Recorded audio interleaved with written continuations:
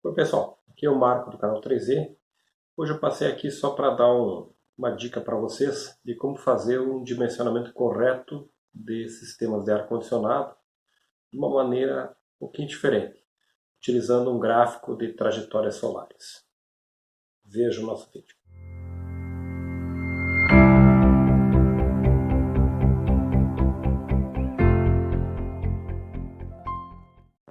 Bom, então vamos ver o nosso dimensionamento de sistema de ar-condicionado, utilizando a ferramenta que é o gráfico de trajetória solar.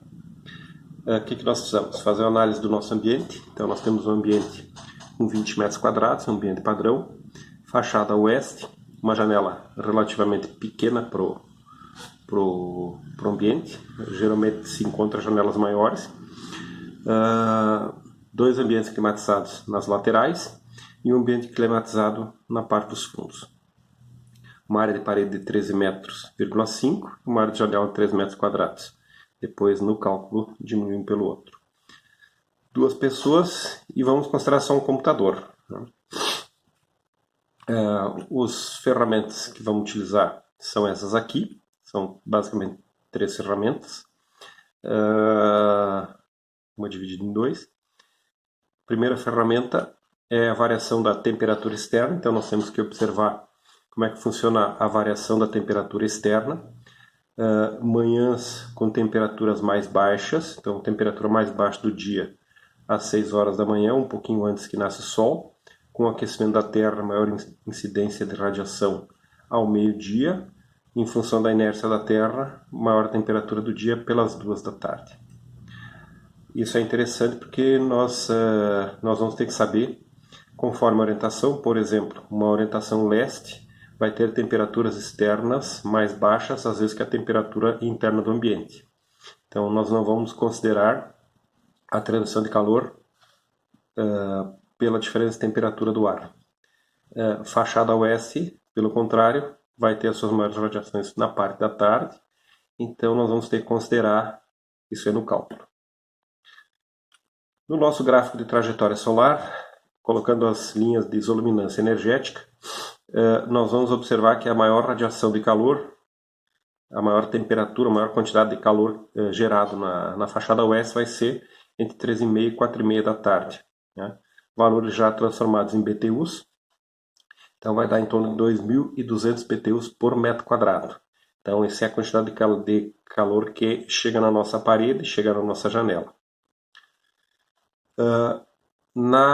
No telhado, nós estamos considerando uma trajetória horizontal, então as linhas de isoluminância horizontais, e aí nós temos duas situações. Nós temos o período de pico, que seria próximo do meio-dia e verão, que vai ser em torno de 3.400 BTUs por metro quadrado, que é como as normas calculam, acaba calculando, por exemplo, o telhado com a maior radiação, às vezes do dia, mesmo sendo uma fachada oeste, que a maior radiação dela vai se encontrar nesse ponto. No primeiro cálculo nós vamos fazer com essa temperatura máxima, e no próximo vídeo nós vamos mostrar o que acontece se a gente calcular com essa quantidade de radiação, que seria mais real. Bom, então aqui nós temos a tabela de transmissão de calor, e aí ela vai estar dividida em dois cálculos. Um que depende da insolação, que vai depender do gráfico de trajetória solar, e outra que é de transmissão, que vai depender da temperatura do dia.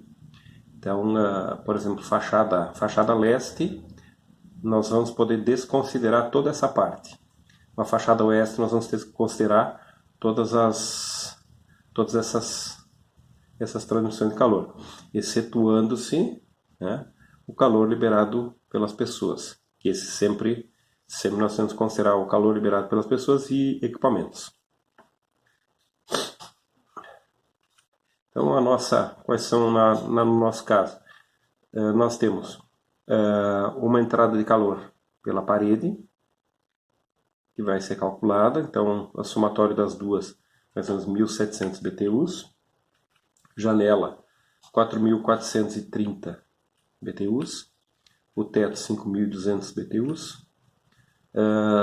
Como é uma fachada oeste, nós vamos ter temperaturas mais altas nesse ponto, então vamos considerar como se fosse o exterior sem insolação. 465 BTUs. Vamos ter 2 pessoas 960 BTUs, mais renovação de ar dessas pessoas 480 e de equipamentos elétricos 511 BTUs.